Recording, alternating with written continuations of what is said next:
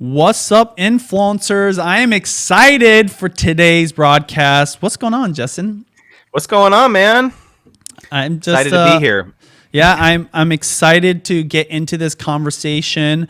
We're talking about brand deals, everybody, and we're going to get into the tips and the advice. And yes, we're going to actually talk about how to get brand deals with less than 1,000 subscribers. However, we just want to give a quick shout out to everybody. In fact, let me see who is on here, what you guys are saying. Let me pull up the window. And let me know, what is your dream brand? That's the question of the day. What is your dream brand that you want to work with? I would like to know. But first, we've got Cinead, we've got Tamsin, we got Swedish Car Guy. Thank you so much for all the usuals that are in here. And again, let us know, what's your dream brand and what are your questions, because we like to do a Q&A at the very end. But these are some crazy times. And in fact, this is one of the questions we're going to get into. But Justin, let me know, what are your thoughts right now in terms of what's going on in the world and how that reflects on what we do, not only as influencers, but in our industry? Yeah, absolutely. It's a great question. I mean, this is obviously, there's lots and lots on the tail end of this pandemic. Obviously, we're going through a tremendous amount of cultural change too. So it's like, from a creator. So first of all, from a creator's perspective, I think you would probably acknowledge this too, Benji, which is that, we're very blessed in the sense that we've been able to kind of work from home, especially if you're a full-time creator, right? Yeah. That's like a blessing, obviously, right? And so, I think creators, holistically have been a little bit more insulated from all of the economic things going on right now, because, even smaller creators who have maybe kind of have built up a passive income or a side income from their 9 to 5. I know a lot of creators, are kind of doing their hustle on the side and they've still got their job. And so to have that additional income stream, being a creator, being able to make content online and make some extra money online, is really powerful. And I think it's my sense that a lot of creators kind of woke up when this all happened and realized wow, I think I need to be more in control of my destiny, because even if you're at like a traditional 9 to 5 job,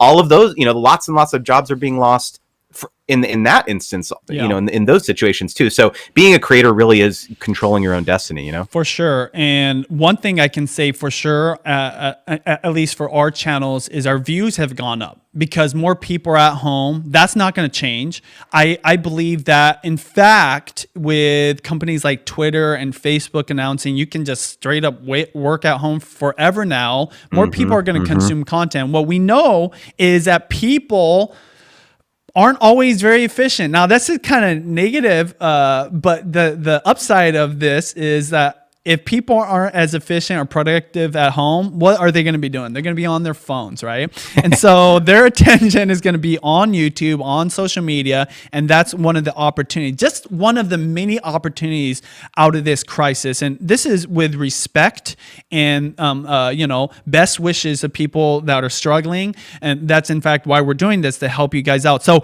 I'm excited to get into it. Skip forward about 2 minutes if you're watching the replay, but we are going to get into how to get more brand deals, even if you've got less than 1,000 subscribers. Yes, you heard me right. 1,000 subscribers, and it's going to be very valuable. I've known Justin for a very long time as a YouTuber, as a creator, but we both work behind the scenes with brands. So we both got a lot of experience. You're definitely going to want to hold up to hear what Justin's going to be sharing. And again, we'll be doing a Q&A at the very end. I know we had a little bit of a delay. We're just working through some technical difficulties here. So make sure you leave your questions. In about 30 minutes, we will get there.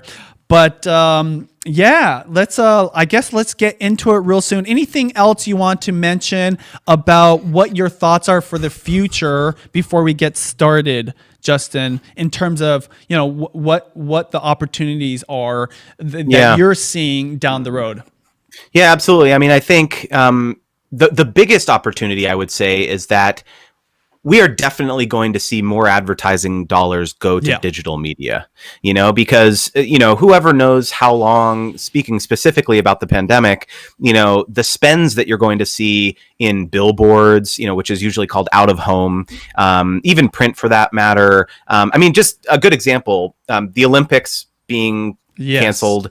That was $1.5 billion, plus. That has to be reallocated, and a lot of that is going towards a digital spend. So as a creator, you need to be thinking about this. Okay, like, this is going to be a trend over the next 1 to 2 years. And so if you really are sitting on the sidelines and trying to figure out like, oh, I really need to like dedicate myself and get back into it and things like that, now is the time to do it, because brands are going to be looking at their budgets and figuring out how to reallocate things, and you want to kind of ride that tidal wave. For sure. I completely agree. So I'm excited to get into it. Again, you guys, leave us your questions in the chat area. We're paying attention. We love when you guys leave us those questions for the Q&A at the very end. Again, if you guys are just watching, let us know where you're watching from, what your channel is about, and the question of the day: what is your dream brand deal? Mine is Coca-Cola. I've never been able to work with them, and not even indirectly, but I would love to work with Coca-Cola. So I would love to know what your dream brand deals. Justin, if you can get me a brand deal with Coca-Cola, I would be forever grateful. I don't know if you can pull some strings. But we're going to get started. All right, Justin, we'll all get back to you in about 2 minutes. You guys, I'm telling you, the last time I had Justin on, it was a huge hit, very valuable information. For me personally, my personal testimony when it comes to brand deals, it's been about 70-80% of my income over the last decade of being on YouTube. It's so powerful. And some people say, like, why would you promote somebody else's products when you could be building your own brand and selling your own products? The thing about advertising, there is so much money in that space because of the need. And when I say so much money in that space for advertising, because the need to compete against other people, other businesses, other brands for your attention. And as a creator, that is one of your leverage points. That's one of your biggest values. And we're going to get right into it. So make sure you get your notepads out, hit that like button, and let's get started right now.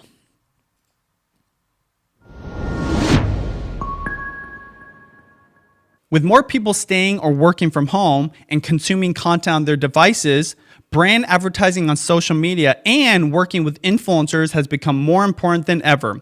Today on the VI Show, I have one of the most experienced digital marketers I know, Justin Moore. He's not only a successful vlogger on the platform, but has built a successful business around his wife's channels, leading him to start Trending Family, a family influencer marketing agency. He's been helping creators not only make more money, but also work with big brands, and now shares his strategies on his channel, Creator Wizard.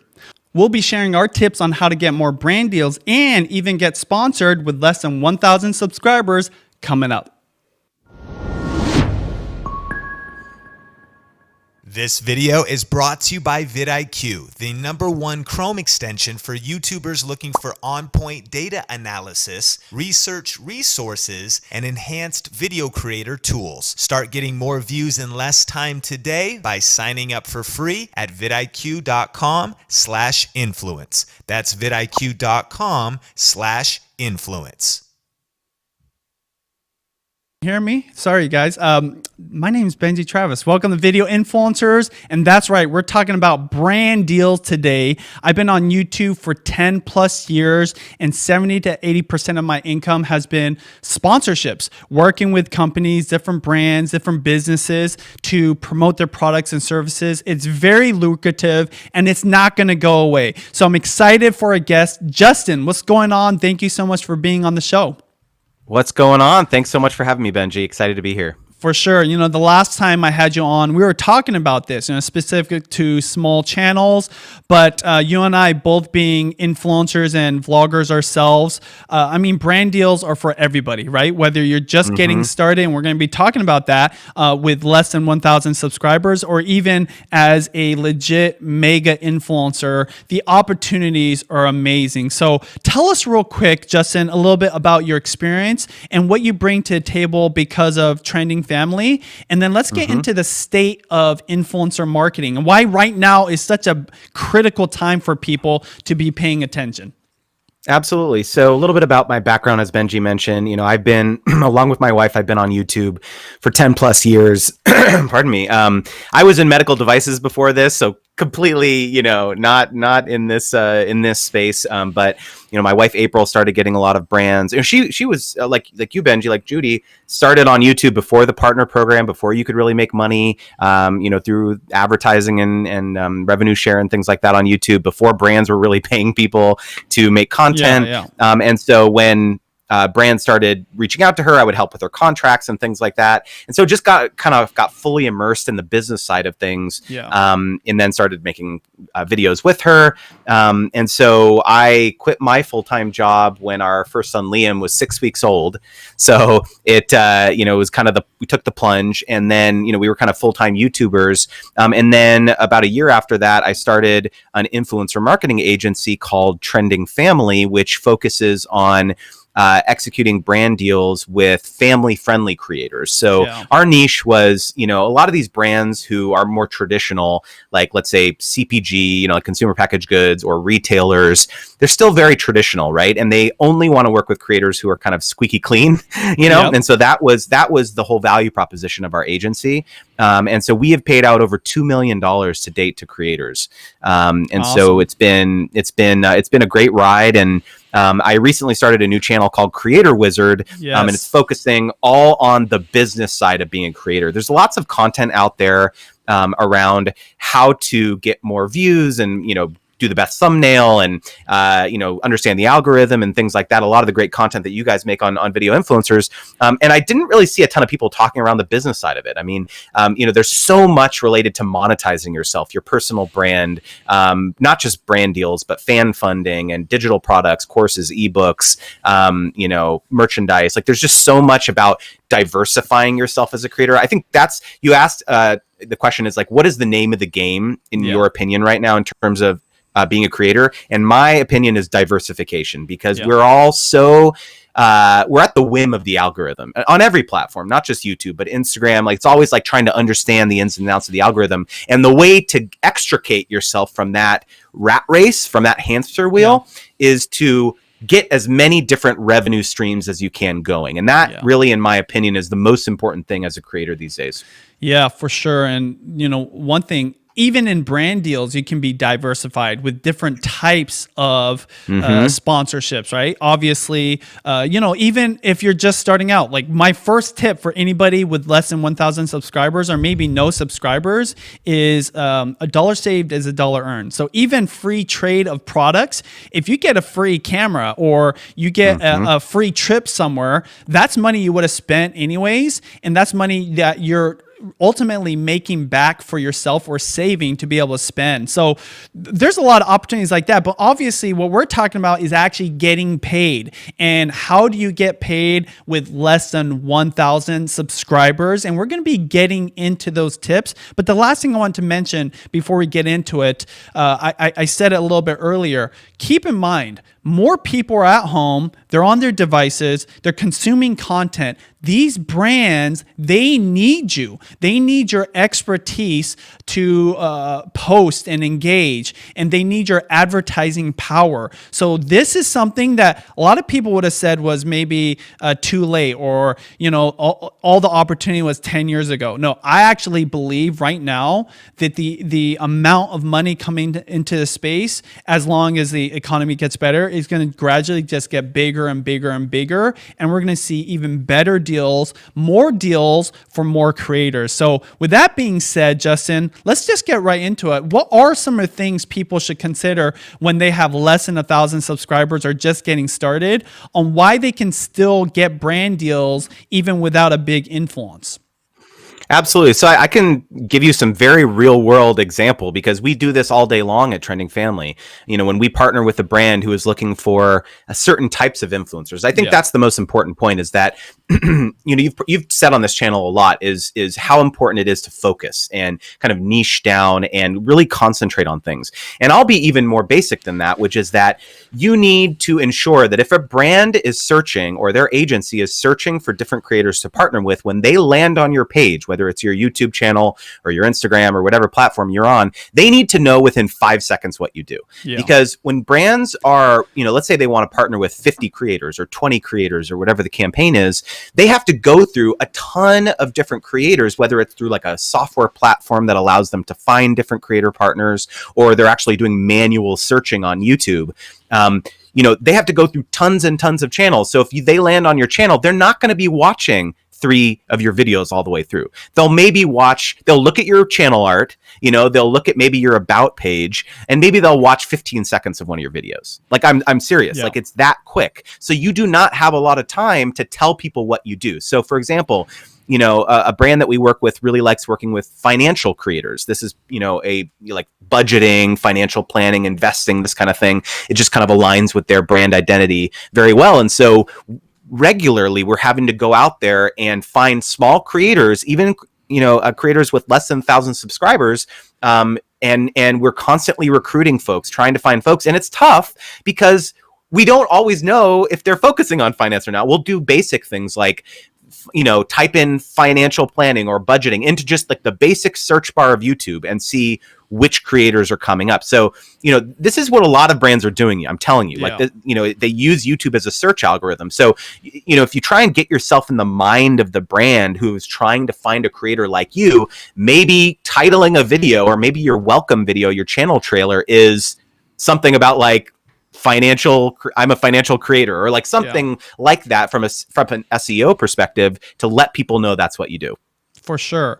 And so one of the things I want to ask you about, because I think that even at 0 subscribers, you can actually have value to the brand. And this is one of, I think, the trade secrets or the industry kind of like things that people aren't aware of, that as a creator, you're so powerful. And it's the fact that there's value in the content you're producing. There's value in that alone. And I'm sure you've experienced this. I've been onto sets to record videos for a brand deal, and there's 20 people there that showed up for something that honestly my wife or myself could have created all by herself. It might not have looked like a TV commercial, but on YouTube, that's not what people want. So tell me about that. Like, how much is that worth? And why is that one of the reasons why you can get brand deals when you're first getting started?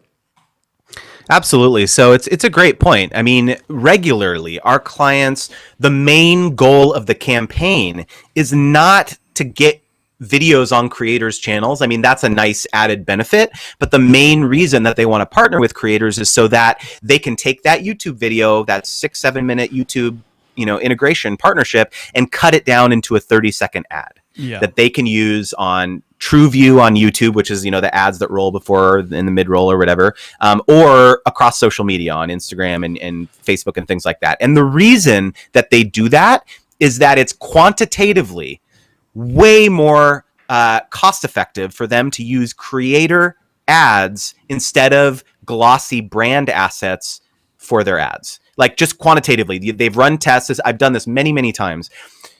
People click, like, just think about yourself. If you're scrolling through your own social feed, like, what are you going to stop on? That's an ad. Are you going to stop on someone that's like a creator, that's like a real person talking about a brand or talking about a product? Or are you going to are you going to stop on like a glossy product video, right? Like, intuitively it does, I think you kind of get where I'm saying here is that, so to your point, Benji, like, you don't need to have a lot of subscribers to like, attract a brand for that type of relationship. So if you know your stuff, you're let's say you're an expert in like a very particular thing and you make a bunch of videos about that, chances are you could find a brand that aligns with your expertise, and they'll be more than willing to partner with you to kind of get some really great content that they could post either organically on their social media or use it as an ad. Yeah, and so this will give you a lot of hope if you have been on YouTube for a while and you haven't got a lot of traction, okay? If you're one of those creators that have uploaded 100 videos, and even if they're amazing, and for whatever reason, something's just not clicking with the algorithm, maybe you still have to learn some optimization strategies, all that content recording, all the editing in your software and then putting it out on YouTube, you know that in most companies, even today more so than ever, that's an individual department or an individual position that gets paid for. So those people have salaries, each one of those people. You as a creator are powerful because you're doing that all by yourself. So they're getting a budget deal. This is a one side bonus that I hope that you never forget as a creator.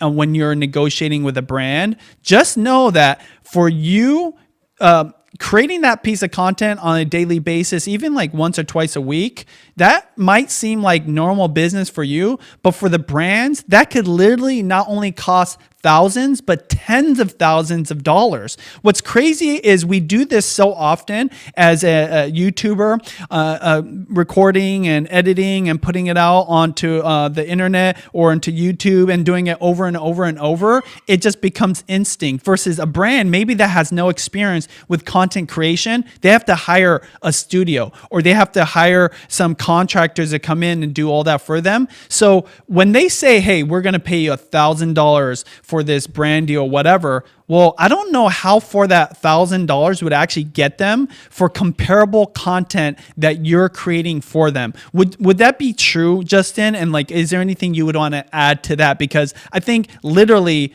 that is the threshold for why people can get sponsored even as a smaller channel. Absolutely, 100%. And I'll go even a little bit further. The title or the name that I like to give this is creators are production companies in a box, basically, right? Like, they can do, like you said, all of these things. They're a creative services shop. They do the production, they do the editing, they do the distribution, the marketing, like everything. And then the other thing that I think is really critical to mention here is that brands oftentimes don't have a good sense of what works on a social platform. Oftentimes they'll make a video and it'll just be like a 30-second ad and they'll take that same ad and paste it on every single platform. Yeah. They don't understand that you need to make content that works specifically to that platform. So a good example is like TikTok, for example, right? Like brands who are killing it on there, they make content that only goes on TikTok because there's a certain type of content that works there, right? So as a creator who has less than 1,000 subscribers, you have intimate knowledge about what works on different platforms. And that's very, very useful to a brand to be able to say like, look, like, yes, I can make a long form YouTube video for you, but I'm also going to cut it down into a 1-minute video for you to put on Instagram. I can make a vertical 9:16 format for Instagram stories for you. So like just that like basic knowledge of like what format and like what works on different platforms, like brands will have their minds blown by that, knowing that you can help them, kind of create different versions of the content for their different platforms. For sure. And I'm going to blow your mind because I've never done this before. Justin, I would love your input. And this is for you, the viewers out there, especially if you got 0 subscribers, but you're good at creating content and posting content.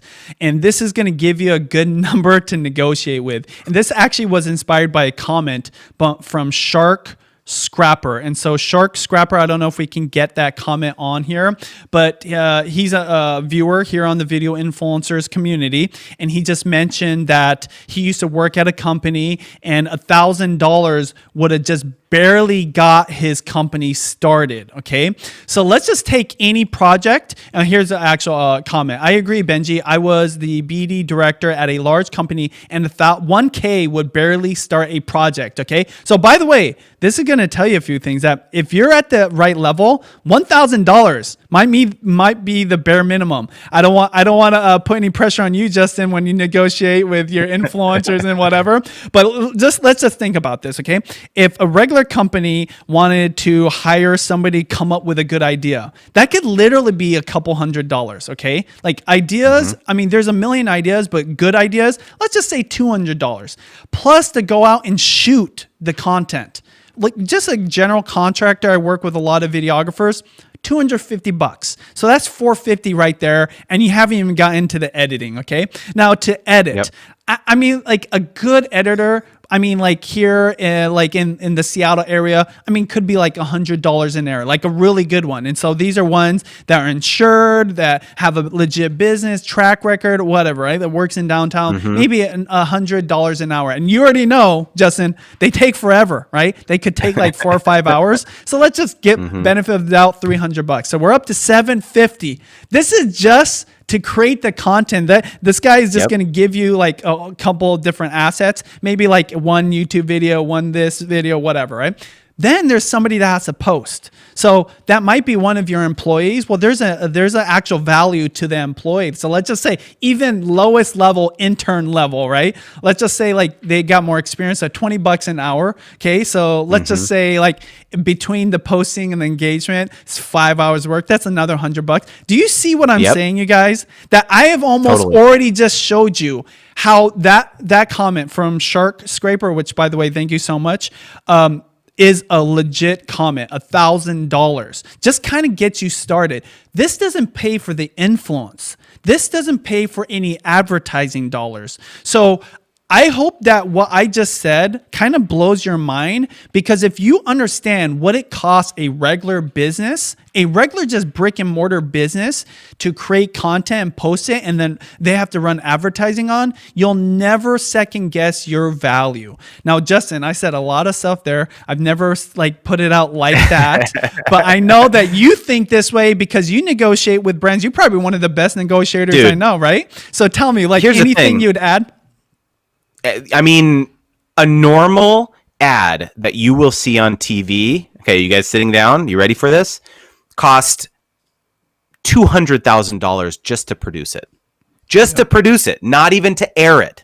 Okay, so a normal ad that you would see from like Tide detergent or like, you know, those like 30-second spots cost 200 or more, you know, or maybe a lean production, but 6 figures easily, right? So you have to understand, if they're working with a creator for $1,000, $2,000, $5,000, $10,000, $15,000, all of these numbers, which may seem like giant, are just so low in comparison to what they're spending on these major productions. And now let me even make it even more compelling, which is that production has been frozen for the last basically 2 months because of COVID, right? Yeah. So another reason why dollars are going into creators' hands, because I mean, look at pretty much every network show out there is being shot from home. Yeah. You know, the Tonight Show, like all of these shows, right? So it's getting more and more common, this idea of like creating assets at your home. So you as a creator have that upper hand to, you know, understand how to make things efficiently. And brands, I think, are going to be much more open-minded to do those types of productions moving forward.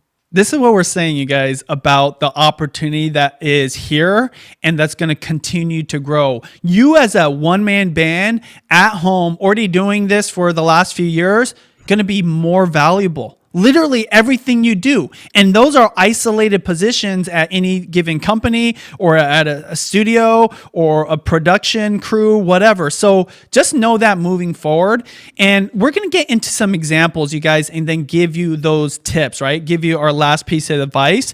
But just that, I think that's the most biggest takeaway that anybody can take, because of course it's going to depend on your quality, your skills, your experience, who you're connected with. I'm not going to like, of course, $200,000 for an asset that goes on to a Super Bowl commercial. Yeah, like maybe for Tide, that makes sense. The mom and pop shop down the street, they might barely have $200. But still, that like you can, that if you're just starting out, $200, like when I was just first starting out, I would have loved $200 to do what I was already doing for free. So just realize wherever you're at in the spectrum in terms of a content creator and what you have to provide, so valuable. Now, with that being said, we're going to get into some examples now, but hit like if you guys are getting some value out of this. Remember, question of the day, what's your dream brand? Let me know in the chat area. We're going to be doing a Q&A at the very end, so stay tuned for that. But one of our first examples is Mike DeMazzo. He actually worked with Republic Wireless. Why don't you tell us about this channel and this brand campaign? We don't have to get into numbers, but I think it's a great example. Again, a channel with less subscribers working with a brand early on. Absolutely. So Mike is a great creator. He focuses a lot on being in the military. So he's an active duty military member, and he talks about fitness, he talks about wealth and personal finance and things like that. And so Republic Wireless, which is a client of Trending Family, was really excited to work with him because, like I mentioned, this was the brand I was talking about earlier. Like they like working with financial creators. They've been a big advocate of the financial community for a long time, and so they love working with different types of creators who have these kind of different angles. Like Mike is great because, again, very niche. He's in the military and he's talks about finance, right? So talk about niche, right? Like there's a lot of people in military around the world, and a lot of them are kind of on a fixed income and they're trying to figure out how to budget, and they have families. And so he picked this niche, and I think it's a great example of, we sought out to find a creator who could give an interesting perspective on how to save money. And this was a great example. I can't recall how many subscribers he had, but I think just a couple thousand. And so it's a great example. The brand was super thrilled to work with him. He created some really compelling content, and it was a perfect example. And he did a great job at telling in terms of his channel branding, like what he does. Like it's all about military. He's wearing his camouflage in a lot of thumbnails, so it's like very clear this is how he's branding himself. So he does a great job at that. Yeah, the two takeaways I get from his channel and his brand campaign is, number one, again, how much would that have cost the company to make, especially if that's not what they're experienced at, or they have the resources. Remember, again, like hopefully this is blowing your mind. The camera costs money, so the company would have to buy a camera. That camera that he's using easily could have cost like $500, $2,000 plus the editing software, all that kind of stuff. And then secondly, one of the most best ways to guarantee brand deals when you're first starting out is niching down. So our next example is another perfect fit for this conversation: Parisian Farm Girl, which I'm a big gardener. I love farms. So tell us about this partnership with Relay, Justin, because I know this is, again, another one of the Trending Family campaigns that you want to chat about.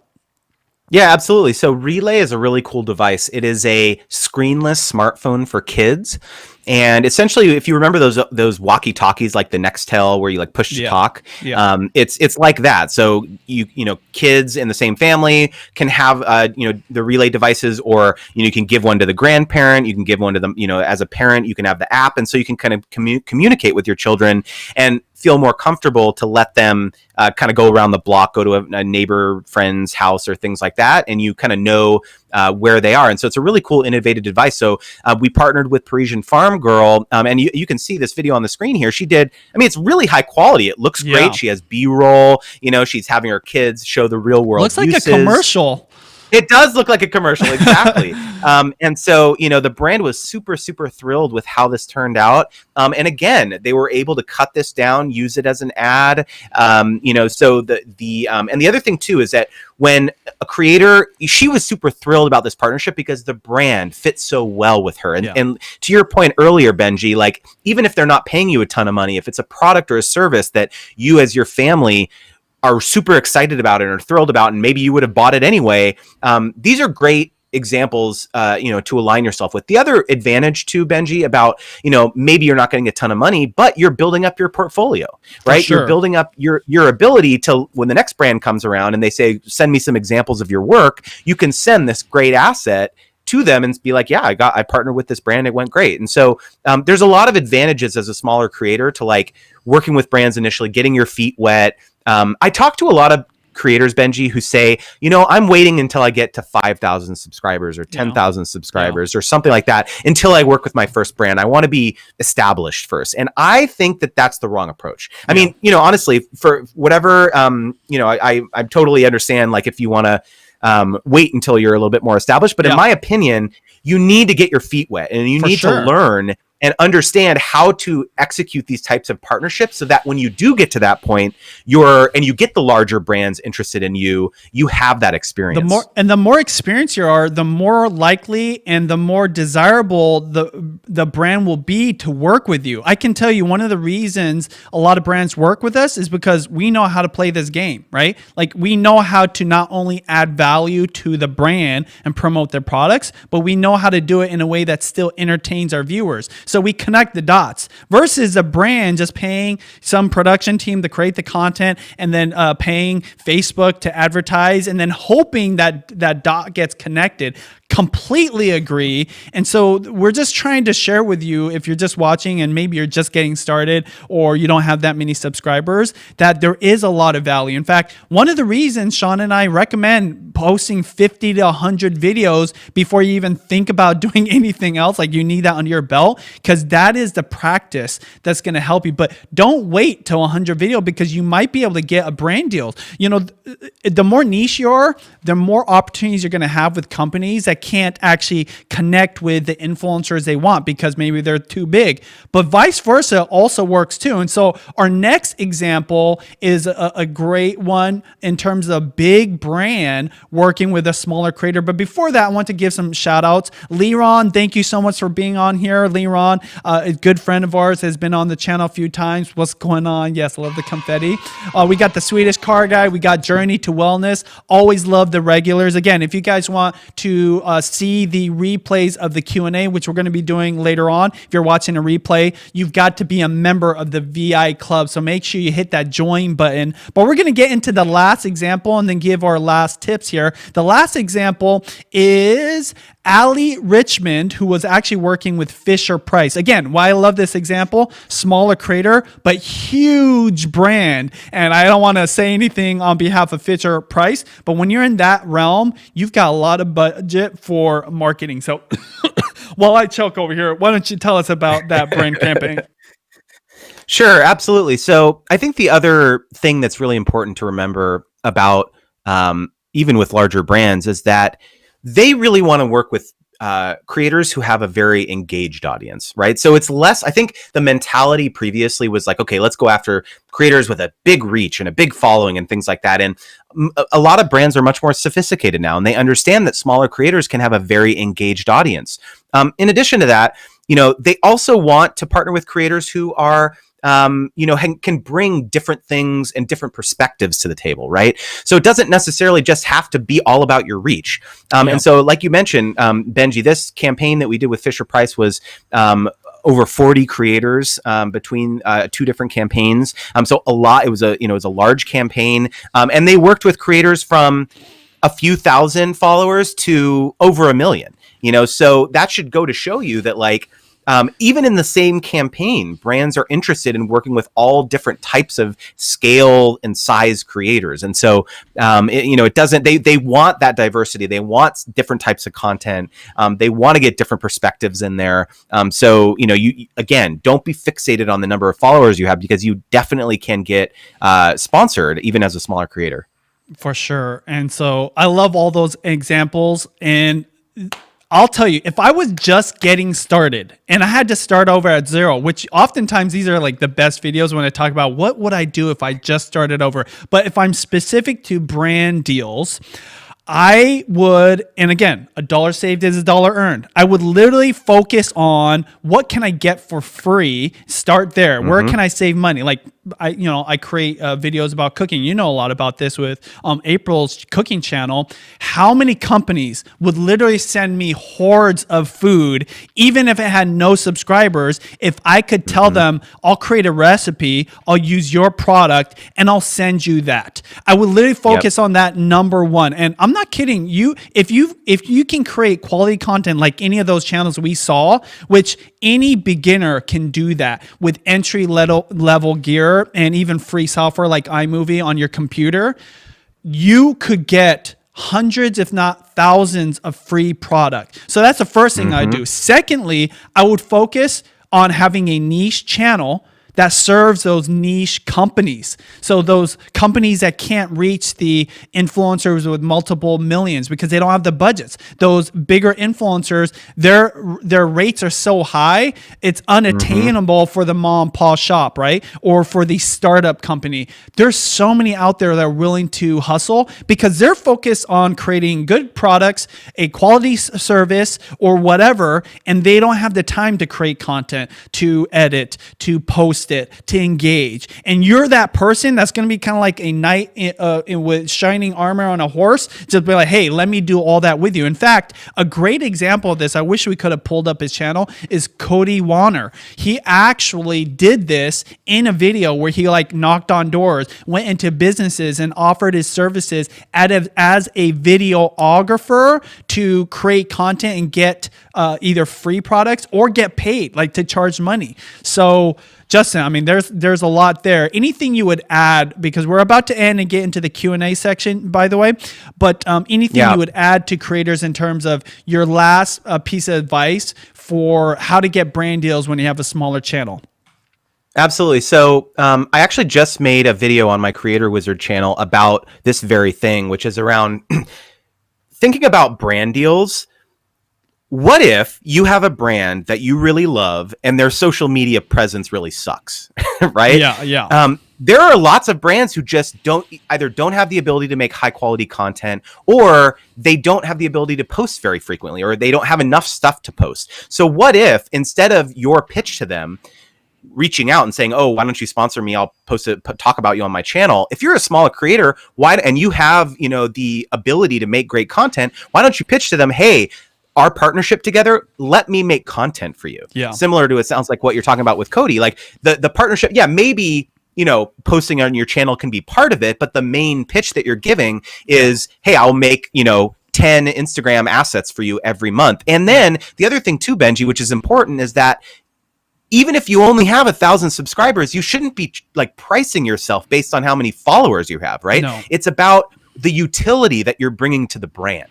Right. Yes. And so at that point, it's your expertise, it's your credibility, you know how to make content. And so you should charge accordingly for that. It's not just about your following on social media. That's just your baseline credibility. Right. Yeah. So you go out there, you say, hey, let me make a bunch of great content for you. And then that's another great way to add to your portfolio as a smaller creator. So it doesn't just have to be about posting on your own channel as a small creator. It can be about other ways that you can bring value to the brand.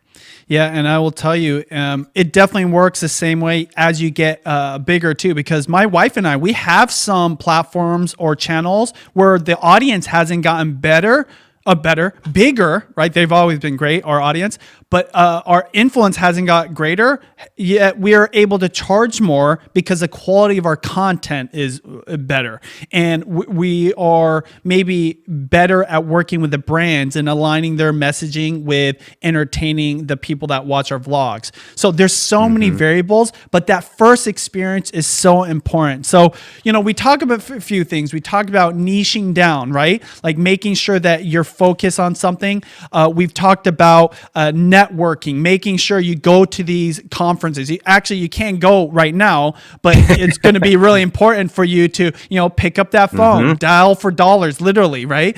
To meet other influencers. What are a couple other tips, last takeaways for people in terms of how to get brand deals, even when you're just getting started? Yeah, I mean, the most important thing to me, I would say, is doing outreach yourself. I think a lot of creators think that the only way to get brand deals is just to sit and wait for them to come to you, right? And the people who are really pounding the pavement, like you mentioned, picking up the phone, searching out contacts online, like using LinkedIn, using a lot of these tools that you can to find the brands that you want to work with, find the right people to reach out to. That's how you get things started in the beginning, right? Like, yeah, maybe, you're not going to get a ton of inbound inquiries when you're smaller, and that's okay. And it's on you to essentially make that stuff happen. And so, whether that's DMing the brand on, IG, or sending them a message to their press or a PR inquiries email on their website, or finding the exact person that actually handles creator partnerships or something at a brand. That's the other thing that I just want to mention too. That's really important for creators to understand. 2 or 3 years ago, the title influencer marketing manager at a brand did not exist. Okay. And so pretty much every brand has recognized that they need to have someone in this role dedicated to it, right? So there are people at each brand who actually, it's their responsibility to do this, right? So if you can find those people who are forging those relationships, Yes. you'll be golden. You'll be golden. And on that note, don't want to give too much away, but this is one of the reasons you need to follow Justin on his channel. We're going to get into Q&A, which is usually the best part, but if you're watching the replay, it's only available to people that are members of the Video Influencers Club. So make sure you hit that join button. But go check out Justin's channel, Creator Wizard. There's already a couple videos. He just restarted his channel. Seriously, one of the most experienced people I know. And what I love about Justin, he was both a creator, influencer, as well as a digital marketer working with influencers and brands to connect those dots. If you guys want to see our last interview where we talk about this, if you want more information about brand deals, click or tap the screen right here. If you guys want to see my last video for anybody just getting started in terms of editing, click or tap the screen right here. As always, we're helping build your influence, income, impact with online videos. My name is Benji Travis. Subscribe for more videos. Let us know what's your best brand dream deal that you want to make happen. So with that being said, let's get right into the Q&A. Justin, that was fire. Let's do it. Oftentimes, I feel like the Q&A is the best part, and we've got some great questions. But thank you so much for being here. The first question is from Lindsay here, and they say, I fully understand my value. What's a tactful way to approach brands? Great question, Lindsay. Would you like to take the first answer, or do you want me to tackle that? Let's do it. So, Lindsay, it's a great question. So I hear that from creators very often, which is that I don't know what to say. Like, how do I pitch a brand? Because it's one thing if a brand is reaching out and saying, hey, I want to partner with you. Here's what I want you to do. Here's how much I'll pay you, XYZ, right? But if you're actually reaching out to a brand, the most important thing to do is to research what that brand is doing and come to them with a compelling pitch that shows that you understand what they're doing, right? Without even talking to them. So this, for example, would go to their Instagram and, okay, they're posting about XYZ and they're using this particular hashtag, and it seems as though they're trying to target millennial moms, or they're trying to target, dads, or whoever the brand is. Try to get a sense of like, what are they trying to accomplish with their marketing messaging? And then you go into your email and you basically say, hey, this is me. Here's my channel. I talk about XYZ. I noticed that you guys are posting about this. I think that's really smart. It seems to me that you're trying to target this type of consumer. I can help you do that and amplify your messaging by posting on my channel, by helping you make more content on your social media, by XYZ, whatever you're trying to pitch to them.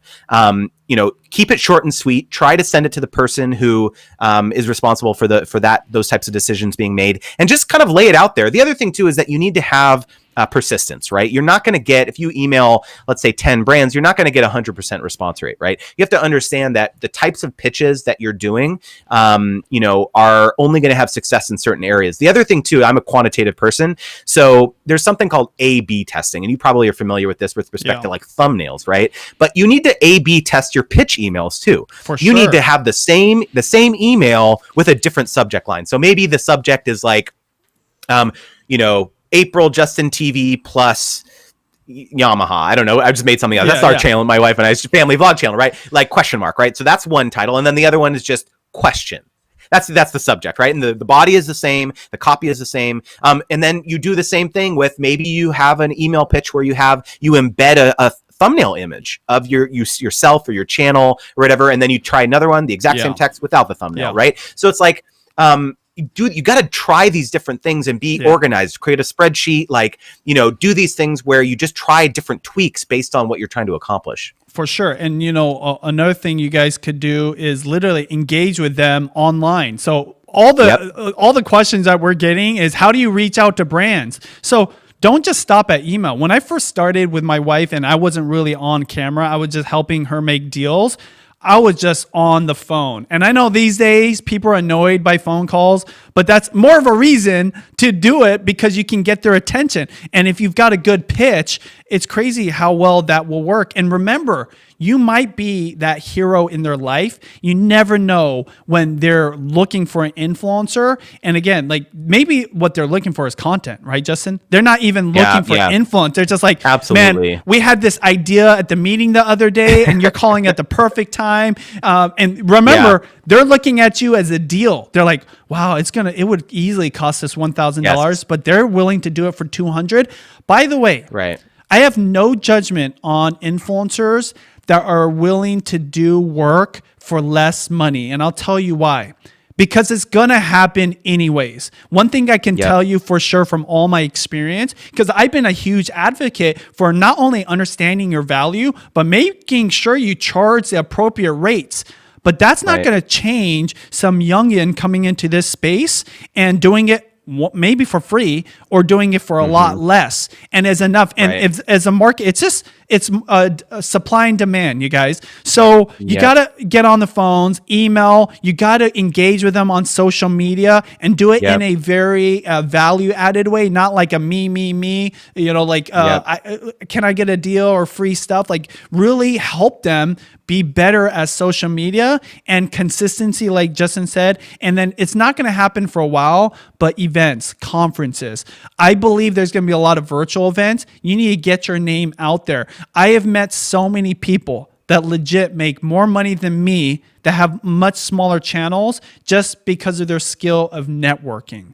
So anything you want to add? Or are you ready for the next question? Yeah. One quick thing that I'll add to that, Benji, you mentioned about not just relying on email to reach out to brands.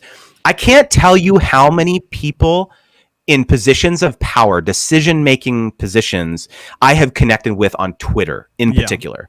A lot of people don't think about Twitter as like a powerhouse social network. Like it's not something that a lot of people like make tons of content on, but like the VP of marketing at like a Fortune 500 company maybe has like 1,000 followers on Twitter.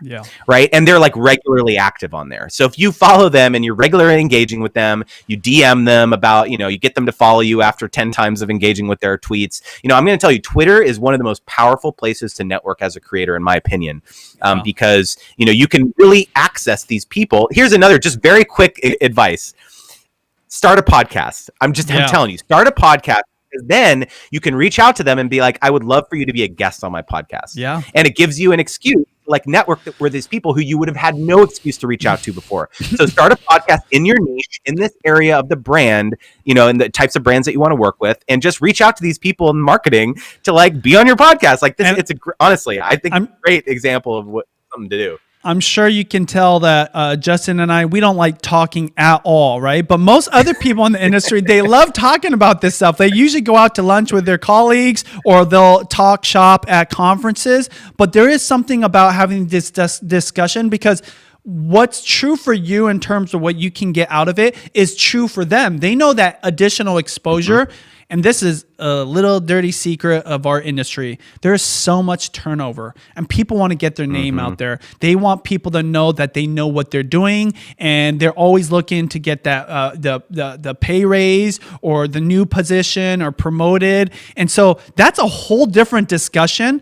But at the end of the day, I forget who says it, but if you can master the art of helping other people get what they want or need, you'll get more of what you want. So like this channel is a great example. I've done this for you viewers who are just starting out or even seasoned creators to help you guys build your influence, make more money, and crush it here on YouTube. But another value I have is for people like you, Justin, right? For other friends of mine who want to promote something. And it gives a platform not only to have this discussion and add value, but to drive traffic somewhere else. So I love the podcast idea, and anybody can do it. And again, even that podcast, regardless if it gets a lot of exposure or not, that person might use that as part of their resume. They may be like, hey, reference this conversation as the reason why you want me on your other show. So great input. Next question real quick is the Arts Haven asks, what selling points should you contact a brand with? Do you need a media kit? What helps sell you to the brand you want to work with? So Justin, go ahead, attack this, because I know you're a firm believer of media kits. I got a million angles to attack this one from. Okay, media kits are great, for sure. If you don't have one, go on Canva, they have free media kit templates. That's how I made the one for my wife and I. So you Let's don't need to pay a lot Let's of money. pull that up, you guys. Yeah. So if you just pull up canva.com and you type in media kit in the search bar, there's tons of templates out there for free. Okay. And all you need to do is drop in some imagery, talk about, what your channel's about or your platforms are about. It doesn't need to be complicated. So I'm a big advocate about having a media kit. The one thing that I will mention, and I just talked about this in a recent video on Creator Wizard, is I really do not think that you should have standard pricing in your media kit. And the reason is that there are so many different factors that go into a partnership, whether it's number of posts, the types of posts, the format, the medium of the assets, video, photo. What is the exclusivity? Are they going to make you not work with other types of competitive brands for a certain period? Do they want to use your content as an ad and so on? So I'm a big advocate in not including that type of information in a media kit, but a media kit absolutely is a great thing to have. I will say that traditional PR agencies are the ones who most often ask for a media kit. In my experience, when you pitch someone, rather than if you're pitching someone directly at a brand, I would actually just send them a solitary post on social media and say, here's a video I made that I think you'll find really interesting for XYZ reason. Right. And so rather than just as a marketer, if someone sent me a cold email, chances of me really going in depth and looking at someone's media kit is low. But if someone sends me a YouTube link or an Instagram post or something like that, I'm going to open that, right? I'm going to be like, oh, this is interesting. What is this person trying to send me? The other thing is that you need to send a link that is recognizable. So don't send a Dropbox link. Don't send a Google shortener link. Send a social media platform. Because the other thing with media kits is that it's usually going to be big, 50 megabytes, whatever, right? Because it has a lot of pictures and things like that in it. And you're going to have to host that somewhere. And people are going to, if they don't know you, they're probably not going to click on it. They think it's a malicious link. Yes. In terms of selling yourself, it has to be brand specific. It has to be based on what that brand is trying to accomplish for their marketing messaging and their marketing strategy, right? So they may be really wanting to partner with creators who can do drone photography or something, if they're a real estate company or something, or they may really, it really just depends on the brand. And so you probably have, as a creator, a lot of different skill sets. And so you need to play up that part of your personality and your skill when you're pitching particular brands. So don't just shotgun the same message to every single brand. You need to tweak it based on the brand that you want to partner with. And if you're getting value out of this, hit that like button, because I'm telling you, I've been doing this for so long. When I hear Justin talking about this, it reminds me of when I first started and even what I'm doing these days.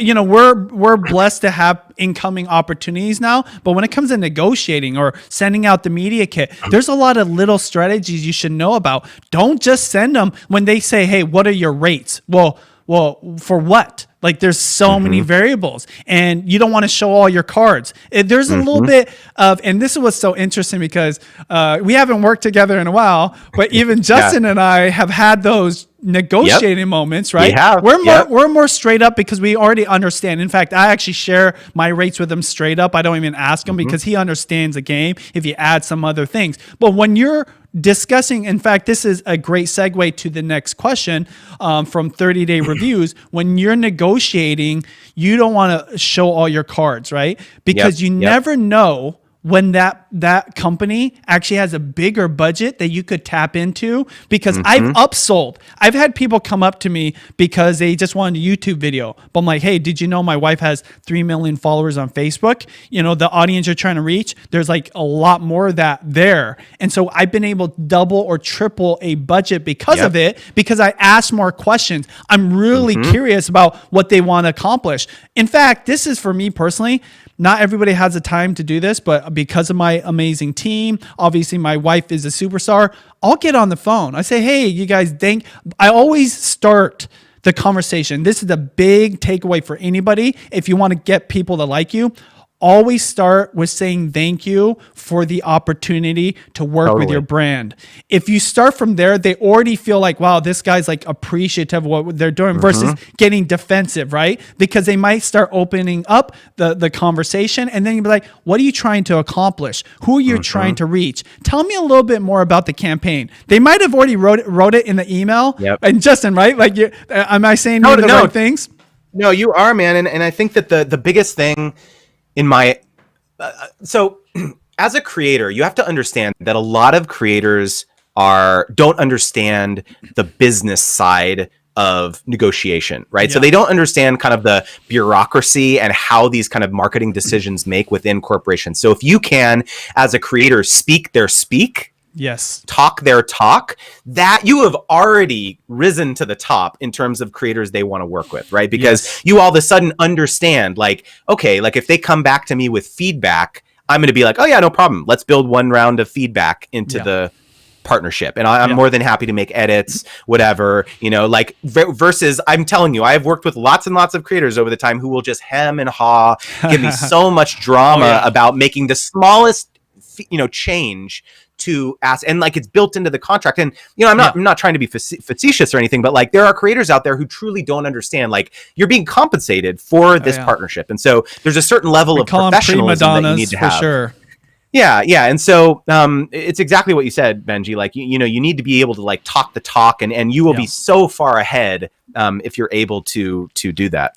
Yeah, and so as much as I would love to add value, and I definitely trust Justin to bring the fire in terms of giving you the best advice, a lot of this comes with practice, with experience. Yep. And this is why don't just assume that even though you have no subscribers, you can't at least pitch people. And this is why free product is going to be a good start, or remember the value for your content. In fact, it makes you look impressive when you just don't give stuff for free. When you're like, hey, I know. And like, if I was just starting out, this is the exact email. So you guys write it down. Okay. Someone transcribe this and send it to me because I should put it into like a kit for someone to download. I would literally be like, I know that creating content for a small business like yours can be pretty expensive. I am a content creator. I don't have a big audience, but I'd be willing to create content for your business or brand at a discounted price. Now, when I say discounted price, it's discounted for them. So you're flipping the roles now and saying it's a discounted price for them, but for you, it was zero because no one was paying you for anything. You're creating the opportunity. You're creating the deal for yourself. This is so not what people think about when they're thinking about brand deals, but it goes back to one of the most valuable things you can do for yourself before you get the big deals. $1,000, $10,000, 6 figures, okay? And 6 figures is closer than you think for someone that's at even 100,000 subscribers or a few 100,000 subscribers, definitely 1 million subscribers, is you're building your resume. Right, Justin? You're building up your resume. And I did this at the beginning. I would show these brand deals that I did it at a discount. I'll tell you this, 2010, 2009, when influencer marketing wasn't a term, if I could get a big A-list brand name onto our resume, I did it because next time I go work with them, I didn't have to tell them that I didn't make no money or very little. I just like, we work with this brand and that brand. We're like hot stuff. Like I didn't talk like that, but that's what like my media kit was trying to say. Like, they work with some legit brands. I remember our first legit brand wasn't even on brand for Judy. It was Monster Headphones. Funny enough, they actually did pay me. I don't know if I'm supposed to even say it, but Monster Headphones paid us, right? Yeah. And literally people would see that early on. It's like, oh, wow, you guys have worked with some pretty big brands, even though it had nothing to do with my wife's beauty. But again, I just want it on the resume. And as the years went by, everyone, I took some of those brands off. I replaced them with relevant ones. Absolutely. Updating it. Totally. 2 other things I want to quickly say. I know we have that other question about pricing, and I don't want to co-opt that. So just real quick as a bookend to this, as a smaller creator, I still think that it's very important to ask for a contract when you're working with a brand, right? Even if you're intimidated by like legal language and stuff like that, doing the act of having them create a contract for you will enable them to articulate what exactly they want from you. Because the slippery slope as a smaller creator is basically, if there's no contract, they basically you have a loose agreement with them. You said, oh yeah, I'm going to make a couple posts and things like that. And then you deliver it to them and they'll say, well, we didn't want that. That's not what we wanted at all. Right. And so then they make you do a complete reshoot, complete re-edit. So it's in your best interest to try to get them to put all this stuff down on paper so that kind of exactly what they're looking for. For sure. So the next question, you guys, is from 30-day reviews. And Justin, go ahead and check your phone. There's a message coming to you. 30-day reviews says, how do you help brands see the value of paying for your review when they come to you and think they can just send product? So this is the first thing I'd say, and I'll let you take it right after that, is don't spend too much time convincing brands. In fact, it's a waste of time. What I would focus more on is hitting up more brands and seeing who is enthusiastic about working with you. Because on the opposite end, that's what brands are doing. They're looking for the people that are going to create the best quality content at the lowest price.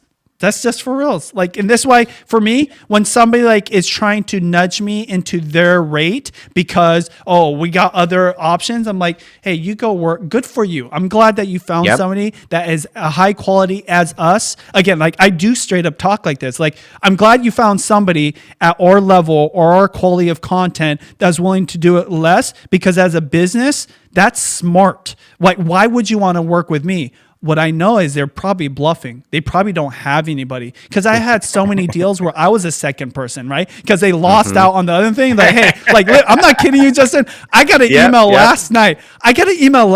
As I'm going to sleep saying, hey, you have 24 hours to respond to this. We've got a deal, and this is a big brand, and we need you to create content by next Monday. My wife is about to give birth to our fourth child, so I'm tempted to take it, right? But, you know, like, I just saw that and I was laughing because, again, you just never know where they're at in the process.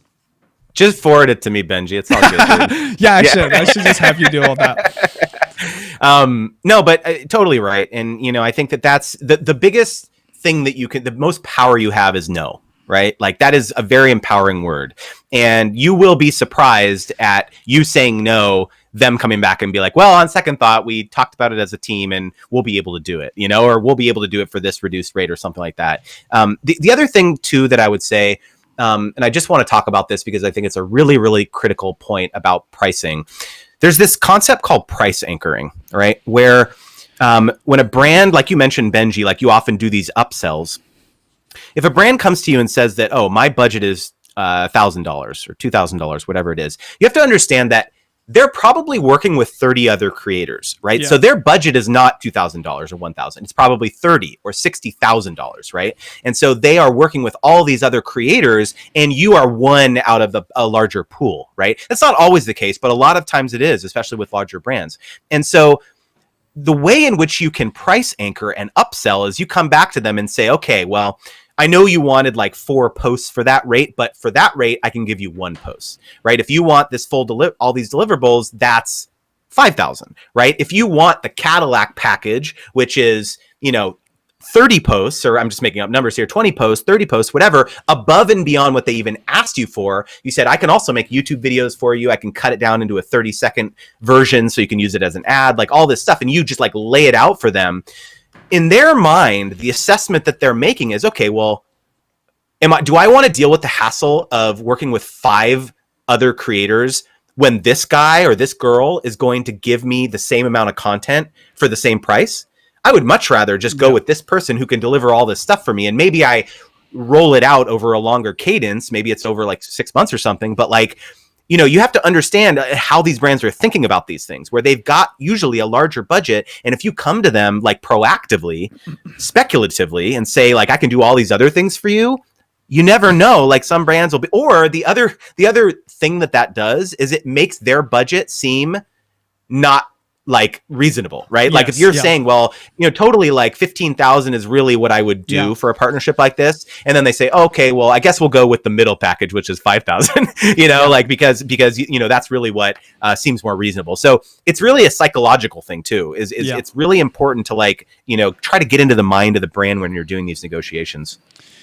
Yeah, I hope that you guys are getting value because I'm even learning new things because, of course, I'm not as deep into it as Justin is. So make sure you check out his channel, Creator Wizard, down below. Hit that like button if you are getting value out of this because normally we're done.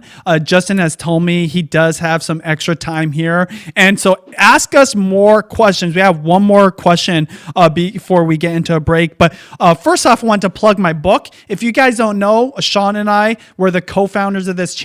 We wrote YouTube secrets for you guys to help you guys make more money as a video influencer specifically. So it relates to what we're talking about. I just realized the book that we're holding up in that picture is creased at the corner. How did we not use a perfect book? Anyways, go to tubesecretsbook.com to get your free bonus. You can get this on Audible and Amazon. It's still selling. In fact, we're going to be updating it, but it's perfect as it is right now. But Justin, the next question is from Journey to Wellness, which, by the way, Journey to Wellness, thank you again for your super chat, always supporting us here on Video Influencers. And he says, my niche, adult ADHD awareness, no consumer products or brands specific to that niche. Other than big pharma and medical professionals, there is private expensive coaching. Who could I work with? I mean, what are your thoughts? Do you want to take this one or do you want me to tackle it first? Yeah, let me think through this. One thing that I would say is that there are a lot of consumer brands these days, even so this is what I would do, and I'm totally making this up on the spot because I have no idea if this is true or not. I would start and look at the advocacy organizations for ADHD. So I would go and see, are there associations that promote research or things like that for ADHD, and then I would look to see if there are corporate donors to those advocacy organizations. Yeah. So let's say oftentimes you'll have big organizations like Microsoft or Google or Pepsi or Kraft Heinz, like whatever, who donate to those types of advocacy organizations, especially for like ADHD advocacy in children and things like that, for brands who have products that serve that set. And then I would reach out to them and say, hey, I really love that ADHD is like a cause that's near and dear to your heart. I have a channel dedicated to that. I talk a lot about that. Can you connect me with the right person who handles these types of partnerships at your company? And so I think that might be an interesting approach, because you're right. Like, there may not be, other than big pharma, for Adderall or whatever. I think Adderall is what you would take for ADHD, I think, right? There's not a ton of consumer brands that focus on that. And so I would go maybe kind of more of a philanthropic route and try to find the organizations that you could potentially partner with who support those causes. For sure. And so, by the way, I love this question because it's a little bit challenging, but I will tell you, for anybody who is having the challenge of finding brands to work with them, the first place you should start is, what channels do you watch as a content creator that you get value out of, and see what brands they work with, first off, right? And secondly, the people in that world that are watching those videos, what do they spend money on? Because what actually is important is the brands that want to connect with that audience. So you might not even understand that this brand actually would love to sponsor your content because ultimately they want to reach those viewers. A great example of this, by the way, and he's a good friend of mine, is the Aspie World, is a channel I wanted to pull up here, and collapse that left tab. The left tab, see the three dots? Yeah, collapse that one. Let's get it. And then zoom in a little bit. So the Aspie World is a great channel. It's all about autism and people on the spectrum. And I'm telling you, just go to his channel and you'll see examples of sponsorships. I believe there's tools that autistic people use to help them get through the day, like wristbands, or even maybe some kind of apparel. Or I know that, again, I'm not a doctor, so I don't want to say anything incorrect, but the reality is there's products that autistic people spend on. So for ADHD, I'm sure the same thing. And think about what those expenditures are and start there. And don't assume that those companies, even though you've never seen them promote on YouTube or run advertising, that they wouldn't pay you, one, for the content, because maybe, again, the more niche you are, the less I'd say, opportunities they have to actually promote what they're doing, whether it's a service or product. So hopefully that helps Journey to Wellness. Anything else you want to add, Justin, before we get into the next question? Just real quickly, the other thing I would say is that there has definitely been a major initiative for most brands over the last couple of years to increase the amount of diversity of creators that they work with, both ethnicity as well as behavioral. Like people just they want to see more diversity in content, right? And so brands are aware of that, right? And so I would suggest that even brands that don't seem, like you mentioned, Benji, that don't seem like they would sponsor a channel that focuses on ADHD, if you go after, I don't know, Lunchables, let's say, and you pitch them and say, hey, like I have a lot of families who have kids who have ADHD. I would love to, align myself with your brand. Would you like to sponsor, whatever, like, don't be afraid to just lay it out on the line and be like, look, do you want to align yourself with this cause? This is what I talk about. And I think you'd be surprised at the brands that would step up to that. For sure. And at the end of the day, this is going to sound, maybe, I don't know, some people might sound a little shady. At the end of the day, people need to get paid, and people want to take care of their families and pay their bills and go on nice vacations. And the reason I bring this up is that's why you're watching this. You want to work with a brand because you want to get paid for the content you create and the people that you reach. So if you also put yourself in the shoes of those other people, whether it's small businesses or big brands, and you start your conversation from a fair place of being objective and transparent, like, hey, you guys, you want to reach my viewers because you need to sell a product or service. I know how to entertain them, inform them, update them, or do all that. And I'm going to help create that. Justin said something that I've never really heard, but the lingo, right? Having the right talk, knowing what to say, because that's half the battle. If you can get through all that, then it's like they'll be much more open to their budgets. In fact, the more not only you can get them to like you, but understand that you're on their side. This ain't like a fight. In fact, this is a collaboration. This is a partnership. I always say it like that too. I don't even say for sponsoring me or my channel. I say for partnering with me, for collaborating. Sometimes the legal people get involved. It's like, hey, we can't call it collaboration. It's it's like a more formal, professional sponsorship or whatever. But the reality is that's what you're doing. It's like you're collaborating with another YouTube channel. If you do that, you'll build more allies, and you never know where those people will end up. I've done so many deals with people that moved to another company or another agency, and they love that experience. So they brought that relationship to wherever they ended up, and I get ongoing business. I always talk about the Rolodex. And so for some of you young people, your Rolodex is your phone, but there used to be this paper thing that was on I don't even know what it is. We should pull up a picture of what a Rolodex actually looks like. And it's all those relationships. Have those. In fact, again, I'm not going to give anything away, but one of the reasons you need to be following Justin's channel, Creator Wizard, is because he's going to teach you about the Rolodex, those valuable contacts on that channel. We'll put the link down below. But here, this is a Rolodex, everybody.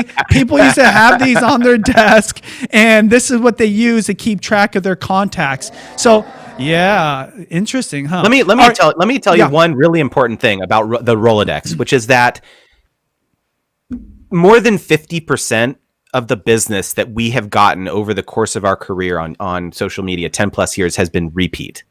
That is incredibly powerful. If you're having to go out and fight for every new dollar every time from people who don't know who you are, that's exhausting, right? It takes a lot of work. So it's much better. It's called, there's a word for it, which is customer retention, right? You want to retain the clients that you work with because it's much easier, don't you think, to get new deals from people who already know and love you than new people who have no idea who you are and what you're capable of, right? So like you said, Benji, the most important thing is maintaining these relationships. People leave jobs in PR and influencer marketing every 2 to 3 years, it seems like these days.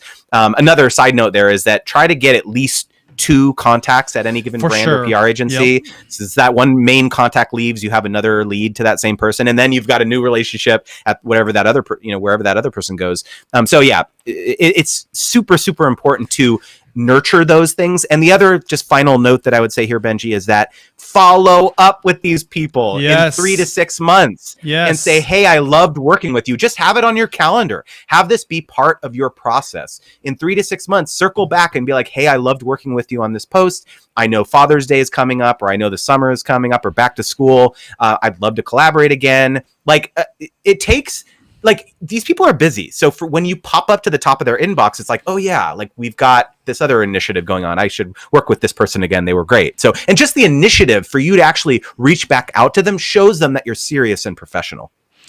And so if you want something different to do with your life other than creating content, we're telling you the things to do to get paid, okay? These are the things that both Justin and I did before we had those relationships, when we had to be more aggressive, before we had deals coming to us, or we knew the people that were the decision makers, the holders of the key to the gate for all these brand deals. And so this does work. It worked for me in 2009 and 10, and it's still works now even more so because there's more opportunity. Now, I want to make a request. If you have any questions, this is your opportunity to ask. This is going way longer than expected. I'm sure Justin wants to get along with his weekend, but I'm telling you, do not waste this opportunity to ask a question, because if you're new to this broadcast, first off, I'm interviewing Justin Moore, who's not only a legit influencer in his own right and has experience working with wife, has helped influencers, including myself, work with big brands. In fact, I worked with a big brand with you, and that was a great deal. And so,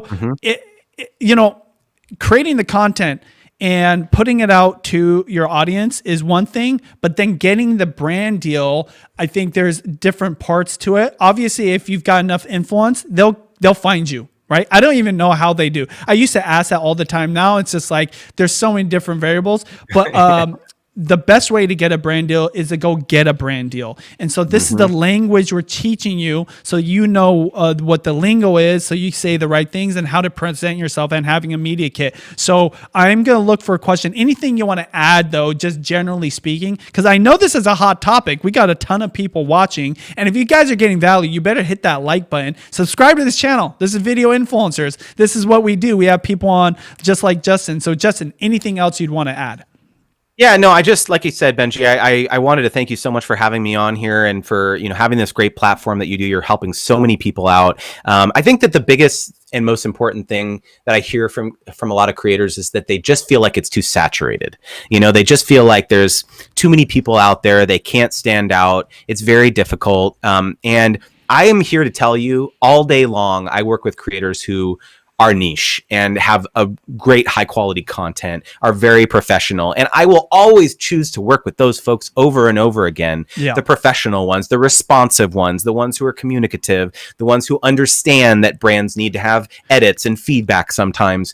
So if you can harness that within yourself and be that type of creator, you are instantly ahead of so many other creators out there who don't understand the professional side of it and what it takes to actually create a mutually beneficial relationship. So thank you again for having me on. It's been a blast. I don't know if there's any other questions. I'm happy to stick around. Yeah. But yeah, just wanted to thank you. Just two more questions. One's very serious, and the second one has to do with brand deals.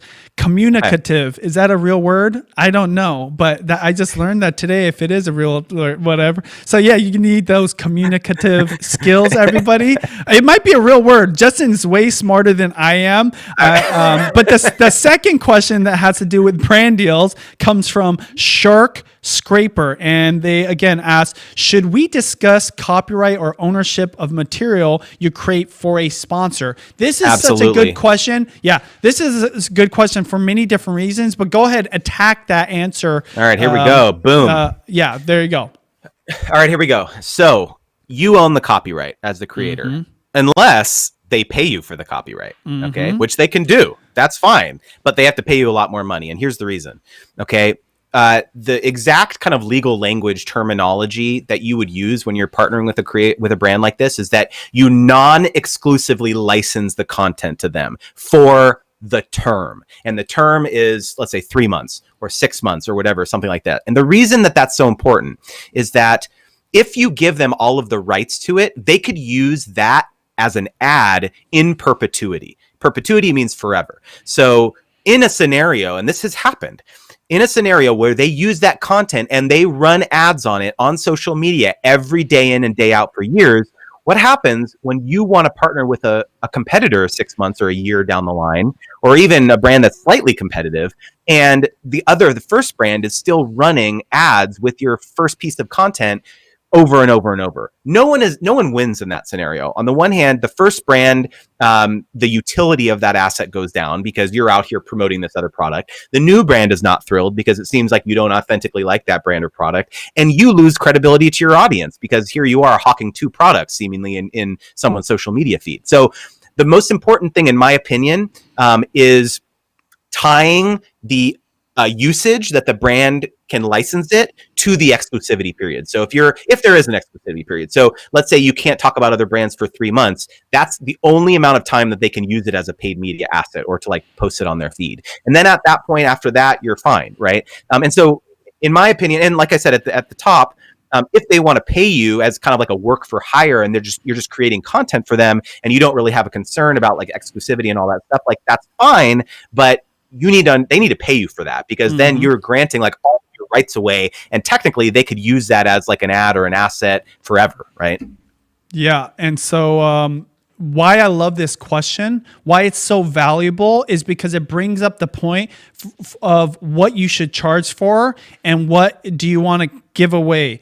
I think you should charge for everything, but you might not have the luxury of doing that if you're just getting started. But if you understand this concept, you'll look a lot more professional, a lot more experienced, and it's going to give you a better foundation to negotiate on. If you're just getting started and you got 0 subscribers, you kind of need to do everything you possibly can. Now, be careful with ownership, right? Because that could bite you in the butt later on. I've actually done deals when I was already legit, like a bigger influencer, and 3 years down the road, I had this huge deal that almost didn't happen because of one deal I made. This is on behalf of my wife. So this was my mistake to make, but this is why I like this question.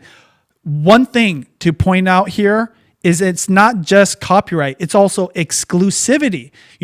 Read your contracts. If they ask for exclusivity for like a year, that's valuable time. And sometimes it's not just direct with competitors. It might be like in a whole niche, like a huge genre of an industry, and you have to pay attention. That costs money.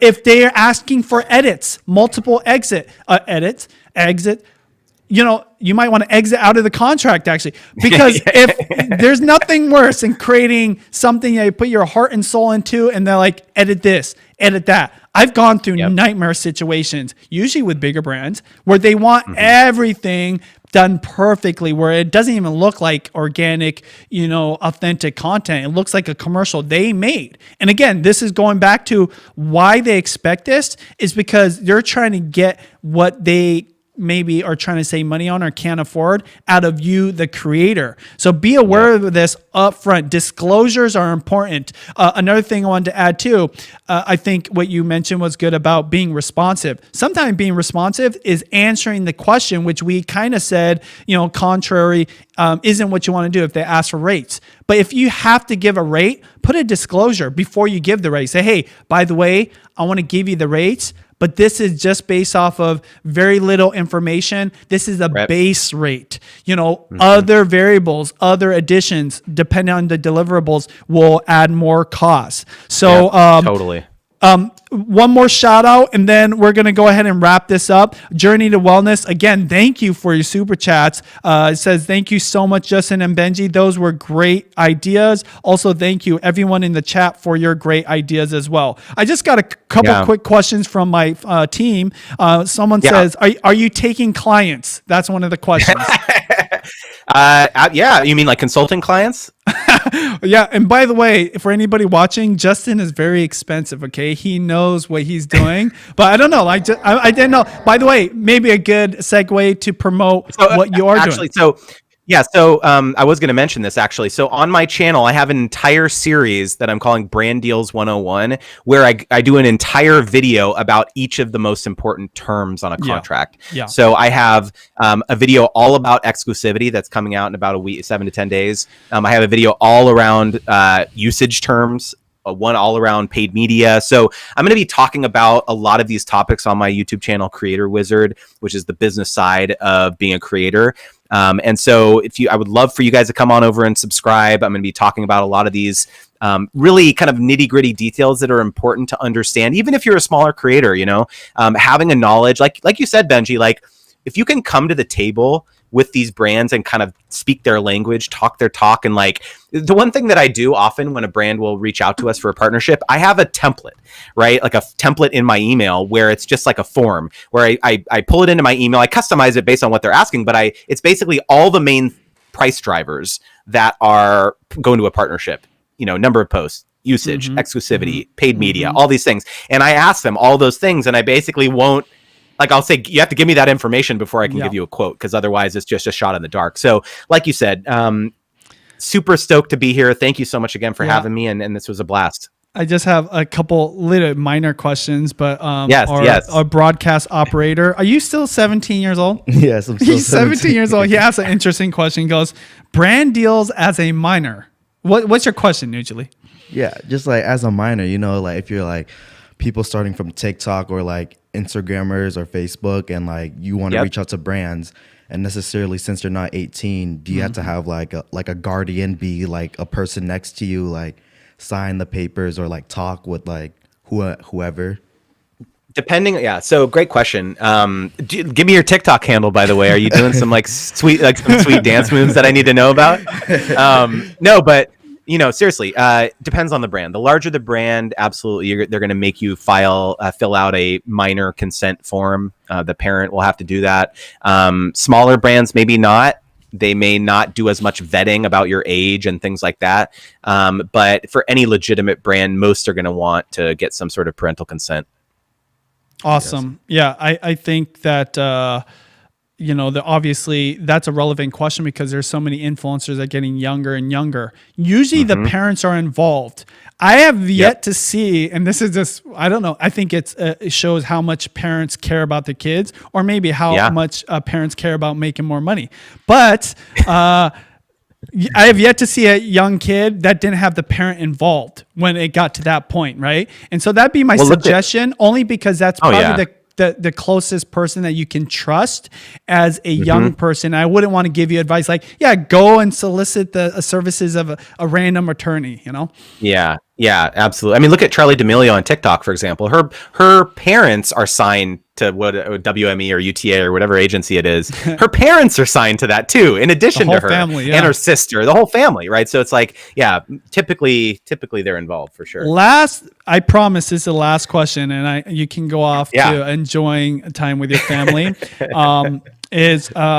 How big should people's libraries be when reaching out to brands? Which I think is a great way to end this, because ultimately it's all about your content, the quality of your influence, even if it's small, and your ability to help the brands as well as entertain or inform or give value to your audience. So what would you say? And then we'll go ahead and wrap this up. I would say this. This is the weird way to say it, but if you're on YouTube, let's just say YouTube, enough videos to fill up one screen without having to scroll. Yes. Okay.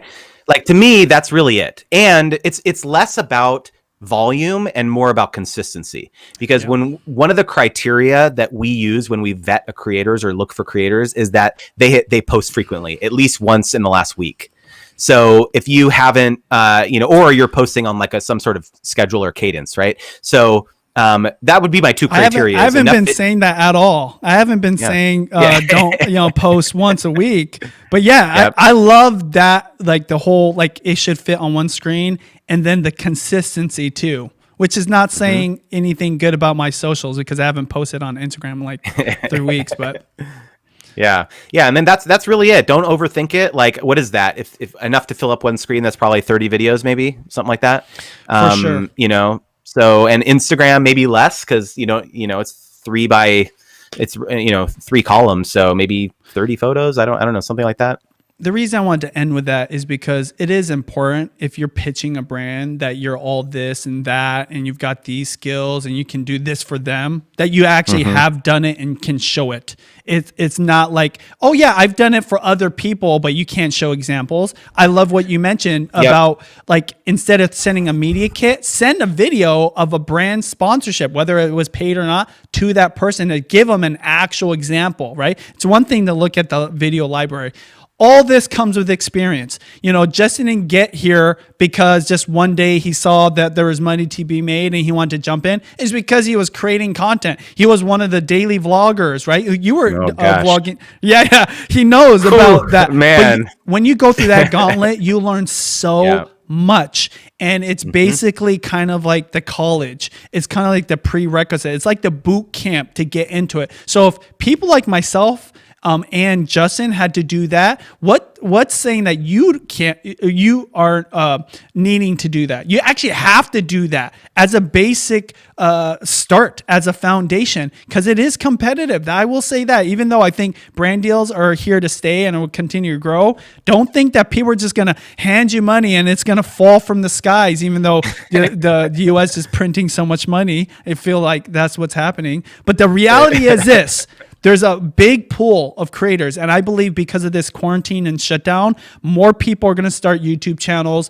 There's going to be production companies that turn into YouTubers. There's going to be people that were contractors that feel like, I can do this for myself. So you can't wait till tomorrow or next year. You need to start today. And so I'm going to give you the last minute, Justin, and then I'll peace out.